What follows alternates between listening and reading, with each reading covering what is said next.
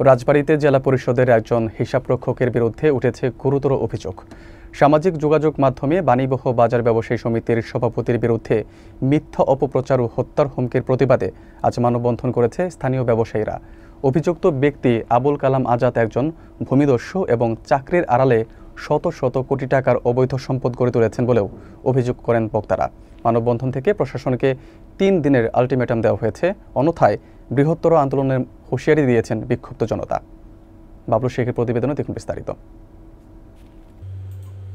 রাজবাড়ী সদর উপজেলার বাণীবহ বাজার ব্যবসায়ী সমিতির সভাপতি মোহাম্মদ মোর্শেদ আলমের বিরুদ্ধে মিথ্যা বানোয়াট অপপ্রচার, হত্যার হুমকি ও ষড়যন্ত্রমূলক প্রচারণার প্রতিবাদে এই মানববন্ধন অনুষ্ঠিত হয়।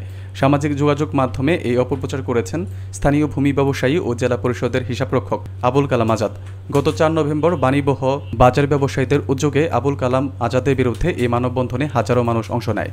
বক্তারা বলেন, আবুল কালাম আজাদ একজন ভূমিদস্যু। তারা অভিযোগ করেন যে তিনি জেলা পরিষদের হিসাবরক্ষক পদে চাকরি করেও শত শত কোটি টাকার মালিক হয়েছেন এবং অবৈধভাবে আওয়ামী লীগের সময় প্রভাব খাটিয়ে বিশাল সম্পদের মালিক হন। বক্তারা প্রশ্ন করেন, একটি ছোট চাকরি করে কিভাবে এত বিশাল টাকার মালিক হওয়া সম্ভব।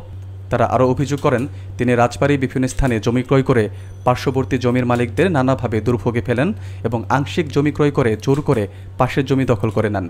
এমনকি স্থানীয় হিন্দুদের জমিও দখল করেছেন। গত কয়েকদিন আগে বাণীবহ বাজার ব্যবসায়ী সমিতির সভাপতিকে সামাজিক যোগাযোগ মাধ্যমে অপপ্রচার ও হত্যার হুমকি দেওয়ার প্রতিবাদে এই মানববন্ধনের আয়োজন করা হয়।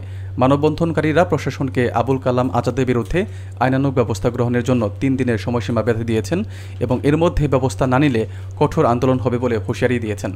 বাণীবহ বাজার ব্যবসায়ী সভাপতি মোহাম্মদ মোর্শেদ আলম, বাণীবহ ইউনিয়ন পরিষদের ভারপ্রাপ্ত চেয়ারম্যান কাজী আজিজুল ইসলাম এবং বাজার ব্যবসায়ী সমিতির সাধারণ সম্পাদক আমর হোসেন সহ স্থানীয়রা এতে বক্তৃতা দেন।